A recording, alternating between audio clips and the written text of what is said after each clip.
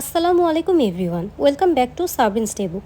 Bachelor বা যারা নতুন রাঁধুনি আছেন তারাও চাইলে এই রেসিপি ফলো করে আচারি খিচুড়ি রান্না করতে পারবেন। প্রথমেই 2 কাপ চিনি গুঁড়া চাল এবং 1 কাপ ভাজা ডাল ধুয়ে নিতে হবে।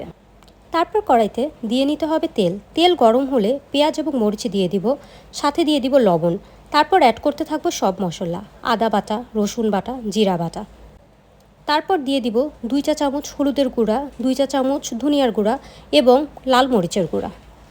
মশলা ভালোভাবে কষানো হলে আমি দিয়ে দিব চাল এবং ডাল। তারপর এটা ভেজে নিতে হবে। ভেজে নেওয়া হলে আমি 3 কাপ চাল এবং ডালের জন্য দিয়ে দিব 6 কাপ পানি। তারপর একটু নাড়াচাড়া করে ঢাকনাটা দিয়ে দিব। এখানে আমি 5-6 কোয়া রসুনও দিয়ে নিচ্ছি। রান্না 60% হয়ে আসলে নাগা মরিচ এবং আমের আচারটি 2 চামচ দিয়ে নিচ্ছি। তারপর চুলায় তাওয়া দিয়ে খিচুড়িটি 10 মিনিটের জন্য দমে রাখতে হবে। সর্বশেষে আমি 2 চামচ ঘি এবং বেরেস্তা দিয়ে দিব। ভালো লাগলে অবশ্যই লাইক এবং কমেন্ট করবেন।